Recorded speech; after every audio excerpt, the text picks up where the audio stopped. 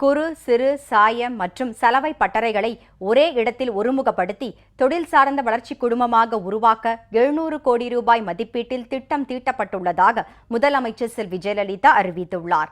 இத்திட்டத்தினால் நேரடியாக சுமார் 10,000 பேருக்கும் அது சார்ந்த நெசவு தொழில் மூலமாக சுமார் 1 லட்சம் பேருக்கும் வேலை வாய்ப்புகளை உறுதி செய்ய இயலும் என்றும் முதலமைச்சர் தெரிவித்துள்ளார். தமிழக சட்டப்பேரவையில் இன்று பேரவை விதி 110 கீழ் அறிக்கை ஒன்றை முதலமைச்சர் செல்வி ஜெயலலிதா தாக்கல் செய்தார். குறு சிறு சாய மற்றும் சலவை பட்டறைகளை ஒரே இடத்தில் ஒருமுகப்படுத்தி தொழில் சார்ந்த வளர்ச்சி குழுமமாக உருவாக்கும் திட்டம் 3 ஆண்டுகளில் முடிக்கப்படும் என்றும் இதன் மூலம் சாய சலவை மற்றும் நெசவு தொழில் வளர்ச்சி அடைவதோடு மட்டுமல்லாது தமிழ்நாட்டின் மாநில மொத்த உள்நாட்டு உற்பத்தி சுமார் 7,000 கோடி ரூபாய் அளவிற்கு அதிகரிக்கவும் மாசு கட்டுப்பாட்டிற்குள் இருக்கவும் வழிவகுக்கும் என்றும் முதலமைச்சர் செல்வி ஜெயலலிதா குறிப்பிட்டார். உயிர்கள் வாழ இன்றியமையாததாக விளங்குகின்ற காற்றிலும் நீரிலும் மாசுகள் கலக்காதவாறு காக்க வேண்டும் என்பதில் உறுதியாக உள்ள எனது தலைமையிலான அரசு அதே சமயத்தில் தமிழகத்தின் பெருமை வாய்ந்த ஜவுளி தொழிலின் முக்கிய அங்கமாகவும் பல்லாயிரக்கணக்கானவர்களின் அடிப்படை வாழ்வாதாரமாகவும் அமைந்துள்ள சாயம் மற்றும் சலவை தொழிலை பாதுகாப்பதிலும் உறுதியாக உள்ளது.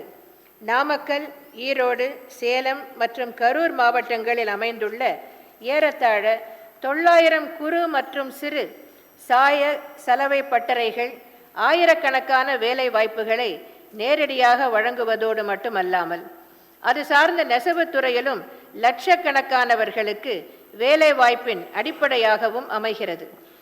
மாறிவரும் சுற்றுச்சூழல் சட்டங்களின் தேவைக்கேற்ப பெரிய மற்றும் நடுத்தர நிறுவனங்கள் பூஜ்ய திரவ வெளியேற்ற வசதிகளை ஏற்படுத்தி கொண்டுள்ளன. எனது தலைமையிலான அரசின் வட்டியில்லா கடன் உதவி மூலம் திருப்பூரில் 18 பொது கழிவுநீர் சுத்திகரிப்பு நிலையங்கள் ஏற்படுத்தப்பட்டுள்ளன. ஆனால் குறு மற்றும் சிறு சாய சலவை பட்டறைகளால் இத்தொழில்நுட்பத்தினை செயல்படுத்த இயலாமல் சுத்திகரிக்கப்படாத சாய கழிவு நீரினை நேரடியாக காவிரி, பவானி, அமராவதி மற்றும் பிற நீர்நிலைகளிலும் நிலத்திலும் வெளியேற்றுகின்றன. இதனால் சுற்றுச்சூழல் பாதிக்கப்படுவது மட்டுமல்லாது நீதிமன்ற உத்தரவுகளாலும் பெரும்பான்மையான சாய சலவை பட்டறைகள் தங்களது தொழிலை தொடர முடியாத நிலையும் அதனால் தமிழகத்தின் ஜவுளி தொழில் மிகுந்த பாதிப்புகளுக்கு உள்ளாகி பொருளாதார இழப்புகளும் ஏற்படும் சூழ்நிலை உருவாகியுள்ளது. எனது அரசின் நோக்கம் கட்டுப்பாடுகளை செயல்படுத்துவதோடு மட்டுமல்லாமல் கட்டுப்பாட்டுடன் கூடிய நிலைத்த பொருளாதார வளர்ச்சியை ஏற்படுத்துவதாகும். எனவே குறு மற்றும் சிறு சாய சலவை தொழிலுக்கும் மற்றும் அது சார்ந்த ஜவுளி தொழிலுக்கும் புத்துணர்வு ஏற்படுத்தும் வகையில் இச்சாய சலவை பட்டறைகள் இடம்பெயர உதவி செய்து ஒரே இடத்தில் ஒருமுகப்படுத்தி தொழில் சார்ந்த வளர்ச்சி குழுமமாக உருவாக்க எனது தலைமையிலான அரசு முடிவு செய்துள்ளது.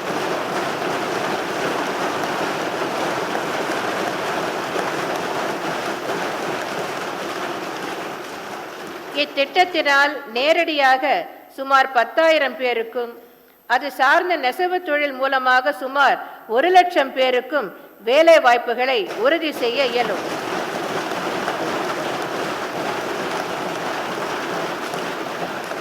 மாண்புமிகு பேரவைத் தலைவர் அவர்களே, 700 கோடி ரூபாய் மதிப்பீட்டிலான இத்திட்ட செயல்பாட்டிற்கு தேவையான முதலீட்டை மத்திய அரசின் பல்வேறு அமைச்சகங்களை சார்ந்த திட்டங்களின் மூலமாக பெற நடவடிக்கை எடுக்கப்படும்.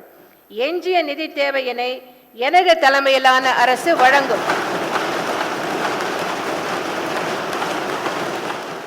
இத்திட்டம் நடப்பு நிதியாண்டில் தொடங்கப்பட்டு 3 ஆண்டுகளில் முடிக்கப்படும். இத்திட்டத்தினை தமிழ்நாடு மாசு கட்டுப்பாடு வாரியம், தமிழ்நாடு சிறுதொழில் வளர்ச்சி கழகம், தமிழ்நாடு நீர் முதலீட்டு நிறுவனம் மற்றும் கைத்தறி மற்றும் துணிநூல் துறை ஆகியவை இணைந்து நடைமுறைப்படுத்தும். இதன் மூலம் சாய சலவை மற்றும் நெசவு தொழிலில் வளர்ச்சி அடைவதோடு மட்டுமல்லாது தமிழ்நாட்டின் மாநில மொத்த உள்நாட்டு உற்பத்தி சுமார் 7,000 கோடி ரூபாய் அளவிற்கு அதிகரிக்கவும்